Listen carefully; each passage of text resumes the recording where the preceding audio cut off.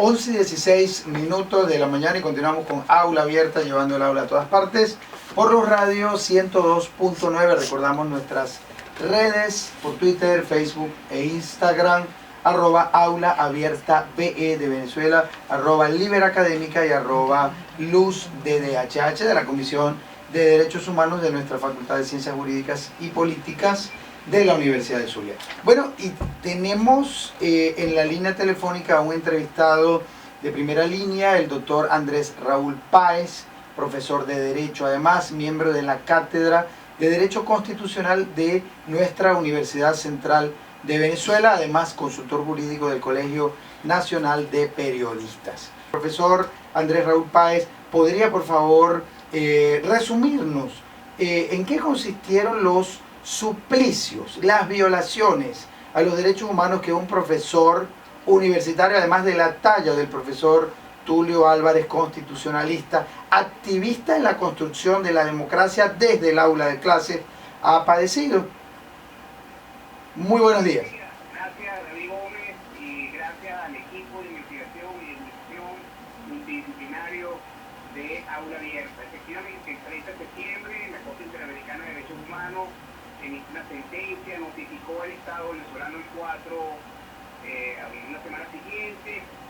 La condena es al régimen por luego de 16 años de un juicio que fue lleno de vicios de cualquier naturaleza. Tenemos que recordar que en el año 2003 el profesor Tulio Álvarez, a través de un artículo de opinión publicado en un diario de circulación nacional, divulgó una información con respecto a la caja de ahorro de la Asamblea Nacional en cuanto a multiplicidad de irregularidades, sustentado en 2 informes de carácter técnico en donde se comprobaban desvío de fondos. ¿Qué sucedió? El presidente de la época de la Asamblea, para aquella época, lo acusó penalmente, pero a través de una serie de irregularidades de diferentes naturalezas, cuales no se podía admitir la querella, el abogado era un dirigente del PSV, la representación, en este caso del presidente de la Asamblea, era nada más y nada menos que el representante judicial en varios juicios del presidente Chávez para la época del mandato, y lejos de solicitar una declaratoria, lo que hizo fue interponer una querella por difamación agravada. El juez de la causa no era un juez de carrera, fue designado expresamente para ese cargo. El testigo principal, que era un funcionario de la Asamblea Nacional, funcionario de carrera, en la primera audiencia fue sometido a un arresto por flagrancia y se le prohibió declarar, y luego también hubo un sinfín de atropellos procesales, porque realmente fue una fachada de juicio. Sí, profesor Andrés Raúl Páez, disculpe que haga énfasis en algunas cosas, pero es que estamos describiendo una serie de patrones de violaciones de derechos humanos gravísimas. Un juez que no es imparcial, ¿cómo imparte justicia? Unos testigos, además, que presenta la defensa, que además por atestiguar, resulta que los meten presos, son arrestados. Unos lapsos que no se respetan, un debido proceso que no se respeta, a un profesor universitario que no se le permite denunciar, hablar además, que es la actividad propia del ejercicio de la docencia universitaria, y además un profesor universitario, insisto, de la talla de Tulio Álvarez, que es además constitucionalista. Justamente esos detalles quería de alguna manera resaltarlo para que no quede pasando por debajo de la mesa. Sí, hay que recordar que el profesor Tulio Álvarez en el 2002 fue el que denunció el convenio petrolero con Cuba. Además denunció también, fue el abogado que se querelló contra el fiscal general de la República para aquella época, también fue el que denunció el financiamiento ilícito de la campaña proveniente de fondos del BBV de España, que en España lo reconocieron para no ir a la cárcel. Sin embargo, aquí el TCJ de la época impidió esta averiguación, y otras insignes causas actuando como abogado litigante, como defensor de los derechos humanos. Y el profesor Tulio Álvarez tiene más de 35 años como profesor titular de la Universidad Central, y además es el jefe de la Cátedra de Derecho Constitucional. ¿Cuál es la importancia, no solamente para un profesor y un abogado litigante en que se le cercenaron su derecho a la circulación, sus derechos civiles, políticos, libertad de expresión, libertad de información y libertad de opinión. Esta sentencia avanza luego de 30 años en esta materia a través de este organismo regional de administración de justicia, en el sentido de que cuando los profesionales del periodismo, abogados, columnistas e infociudadanos den información de carácter público sobre funcionarios actuando dentro de su competencia, no están sometidos, o sea, es decir, no se puede evitar el escrutinio público y que eso sea sometido al debate público, porque la dimensión individual de la libertad de información escapa a una dimensión de mayor ámbito y de mayor relevancia, que es la dimensión social.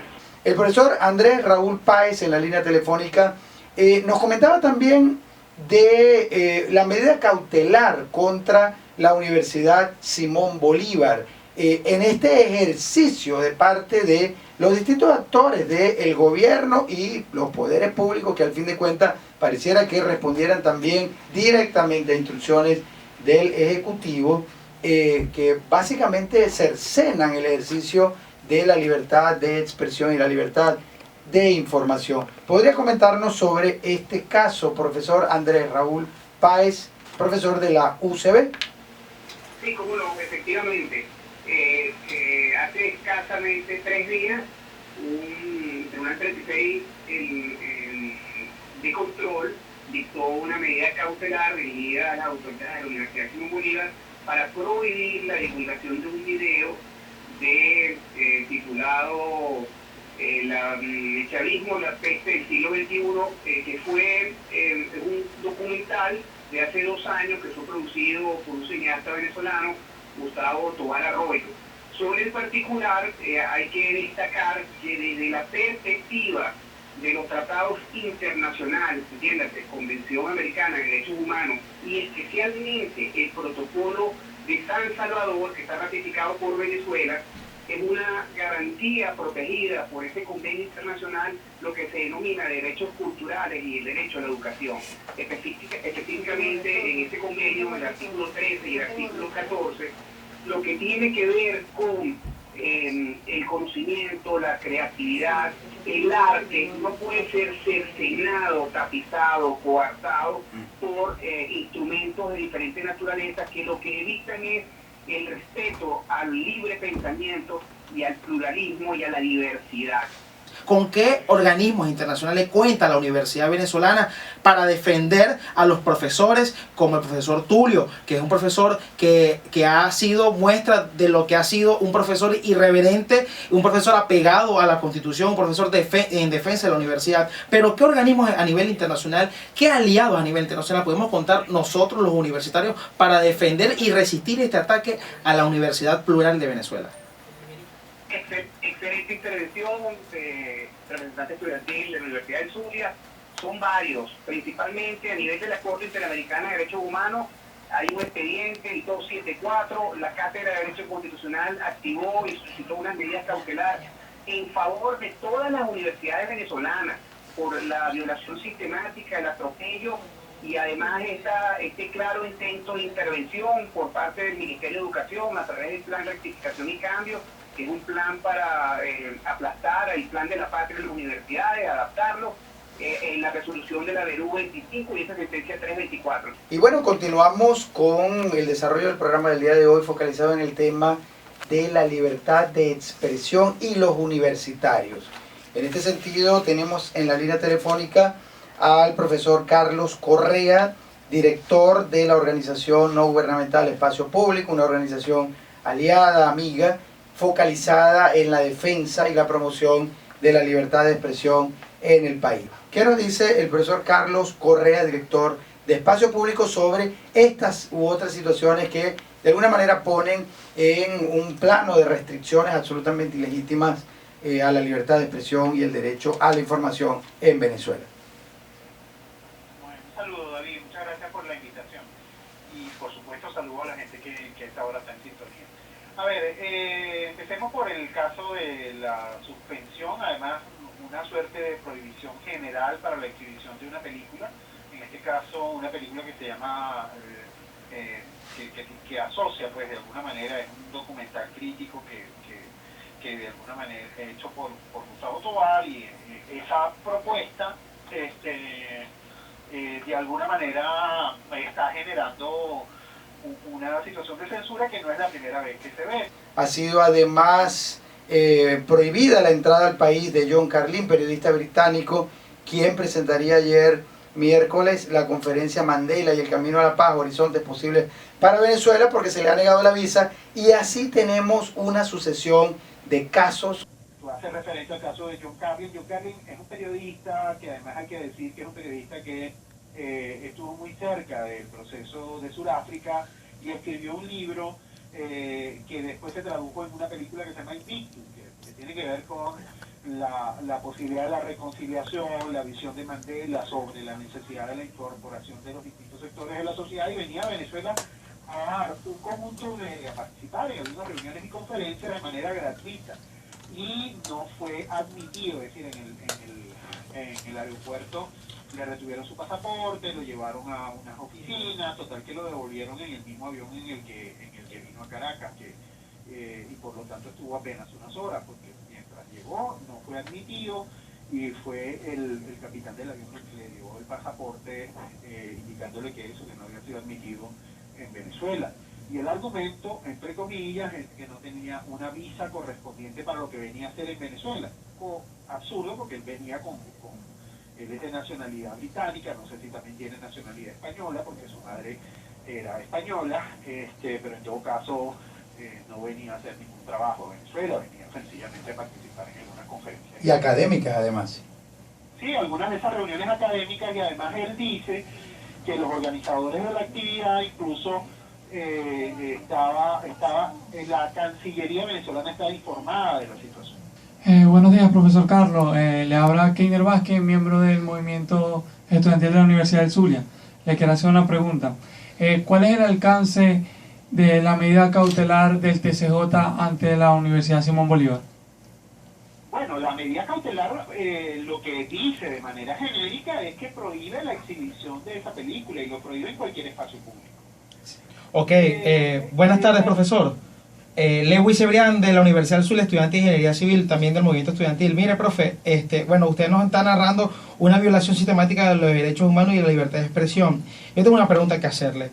¿Qué pasa, a su punto de vista, qué pasa con el mundo? ¿Qué pasa con la comunidad internacional que han visto cómo ha aumentado esta violación de los derechos humanos, esta violación de la libertad de expresión y la libertad académica en Venezuela?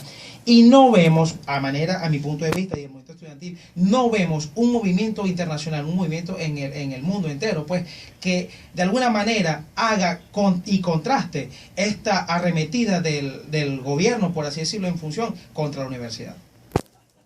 Bueno, a ver, mira, creo que hay que situar qué es lo que se puede hacer en el ámbito del derecho internacional. Una de las cosas que está ocurriendo en Venezuela, y es lo que está pasando desafortunadamente con otros países del mundo también, es que uno de los principios del derecho internacional es el principio de buena fe, es decir, el principio en el que los compromisos internacionales se deben de cumplir de buena fe. ¿Qué está pasando? En algunos estados están deliberadamente incumpliendo sus obligaciones en el ámbito del derecho internacional de los derechos humanos.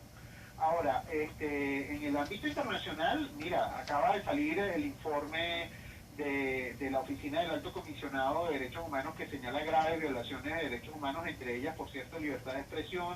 Se acaba de renovar un mandato, se acaba de establecer una comisión en el ámbito de Naciones Unidas. La Comisión Interamericana de Derechos Humanos tiene un mecanismo, acaba de establecer un mecanismo especial para hacer seguimiento sobre la situación venezolana. Pero bueno, el tema es, bueno, que ese es uno de los desafíos del conjunto del sistema internacional de los derechos humanos, es cómo hacer que la sentencia de la Corte, las medidas cautelares y todas otras herramientas se cumplan efectivamente. Algunos estados en la región lo hacen, es decir, algunos estados lo están haciendo, y después en algunas ocasiones, algunos estados que se pusieron de espaldas al sistema interamericano, al sistema de protección de derechos humanos, después pudieron de alguna manera, todo el esfuerzo que se hizo de documentación sirvió para la reconstrucción democrática de algunos de esos países. Te pongo ejemplos concretos: el caso de Argentina, el caso de Chile en el ámbito de la dictadura de los 80, en el caso del Perú, Fujimori. desde los 90, es decir, todos los esfuerzos que han hecho en el ámbito internacional sirvieron para la reconstrucción democrática de esos países. Carlos, infinitas gracias. Nos comprometemos y te pedimos que sigamos abordando estos temas en otros programas próximos. Lamentablemente ya tenemos que despedirnos. Infinitas gracias por todo el trabajo, bueno, y por la defensa de los derechos humanos, en especial la libertad de expresión.